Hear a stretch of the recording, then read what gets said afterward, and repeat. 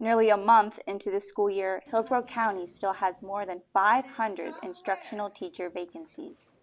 With several of those open positions being at Gaither High School, staff believe these numbers are impacted by school funding. If you look at how the state's funded education, we haven't even got back to where we were in 2008 when they cut funding with the Great Recession. So we're kind of still working with less money than we had in 2008 per student. We have been asked to do more with less. Schools receive funding based on how many students are physically present on a campus. We get a certain amount of money per student that's enrolled in our school. So depending on that number, will affect our budget. So that effect, is always felt. And the budget this year did just that.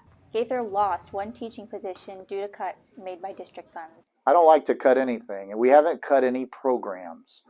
That's one thing that is a strong positive here at Gaither, that no programs were affected during the small cuts that we had. In addition to cuts, stagnant pay is a reality teachers are facing now that Hillsborough's millage referendum did not pass. During primary election voting in August, voters did not agree to pay additional taxes to fund teacher raises. State funding affects us, obviously, with my take-home pay, and that affects my home life, and that affects my children's lives, my personal children's lives. As the cost of living increases due to inflation, some teachers are choosing to leave Gaither and the profession. It's hard for people to keep up with the inflation and the rising cost of insurance and, property taxes and, you name it, groceries, gas.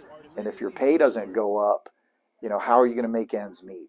You might have vacancies where people say, hey, I can go work someplace else for the same amount of money or more and have less stress. With no additional funding coming in this year to Hillsborough schools, Gaither is hoping to hire for the remaining open positions. We continue to advertise and hopefully get some really good applicants for the few instructional vacancies that we have. For FSPA, I'm Madi Martinez, reporting.